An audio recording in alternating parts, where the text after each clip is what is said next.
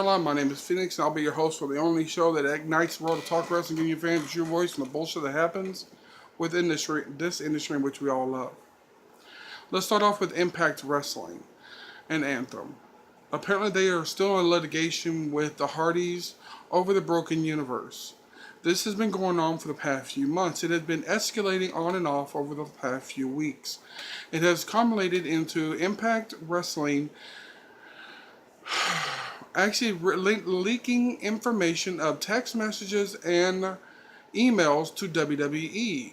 Could this be actually breach of contract of Impact Wrestling, TNA, former TNA, now Anthem?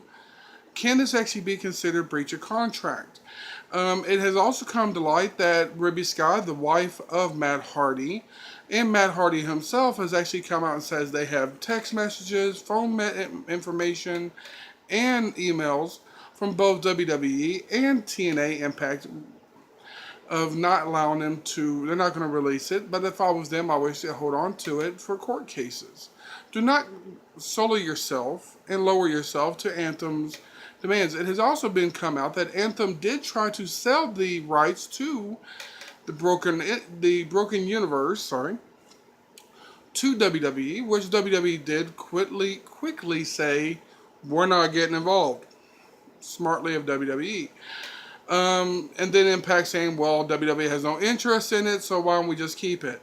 Well, if WWE has no interest in it, why in the hell would they bring back Matt and Jeff Hardy? There is no reason to bring them back at all, other than the broken universe.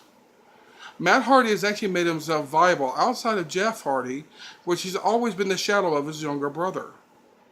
And now, with the Broken Brilliance, he can actually step forward out of that shadow and actually be his own man. He has actually re-engineered his own career with the Broken Brilliance.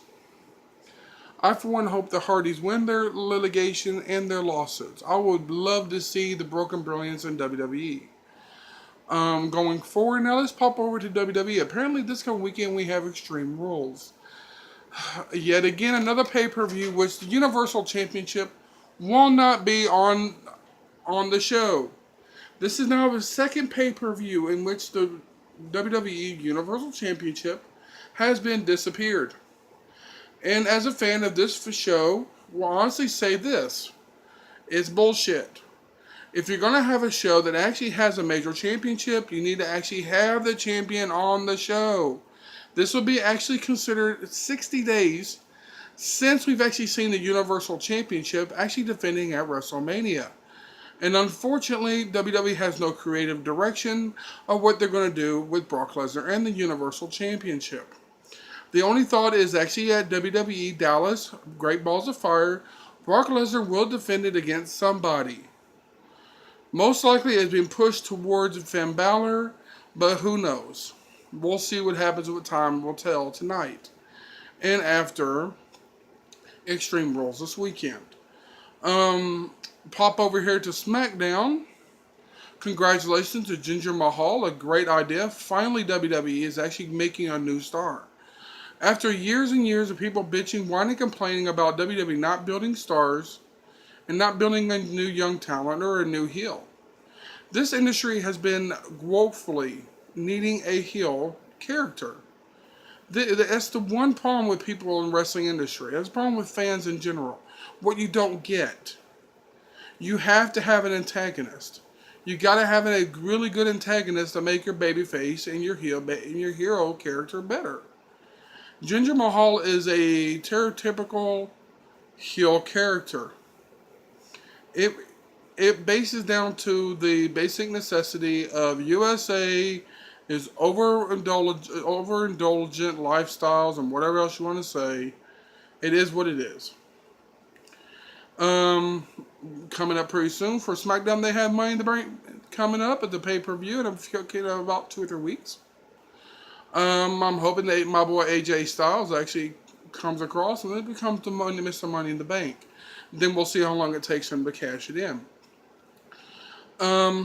After that, we have the coming into the States of New Japan Pro Wrestling is now coming into the States for the first time ever in July we will see where they're going to go with that. Apparently, just before they come to the station July 1st, on June 11th, they're having a show where they should have Okada versus Kenny Omega for the IWGP Heavyweight Championship. I, for one, would not be surprised at that show that Kenny Omega finally goes over and becomes the new IWGP Champion. Also on that show from July 1st to the 2nd, it will be shown live on Access, where Jim Ross will be doing the color commentator. It's going to be amazing to watch. I hope everyone gets a chance to catch into that. It's going to be an amazing night. Also on those nights, it will be crowned a new IWGP United States Champion. And yes, there is going to be a new U.S. Championship belt already been made. Whew. And yet, it's already going to be, and the first competitor will be no other than Jay Lethal. And apparently Hangman Page will also be in part of this round robin. We'll like to see what happens to those 2 nights of the tournament. We'll see who gets crowned and going forward with IWGP. Is this a first step in the United States territory for IWGP, for New Japan? Who knows? We all know that Pro Wrestling Noah is still going to be in Japan, and their new contract with Impact Wrestling allows them guys to go back and forth, which is part of the main reason why you have not seen Cody Rhodes being part of Impact Wrestling in a while, because his deal with ROH and New Japan would actually, give a little problem to it. So we'll have to see what happens with going forward there. Apparently it's also come out lately that the original ending for the Universal Championship would have actually been Kevin Owens versus Jericho at WrestleMania, and apparently Jericho would have went over and became the Universal Championship before dropping the belt back to Kevin. Damn, WWE keeps screwing themselves in the ass. I swear to God, they keep effing that up. I guess that's about it for right now. We have a lot more to discuss going forward after this week. We'll talk about next week after Extreme Rules and SmackDown and Raw tonight. Everyone else, take it easy.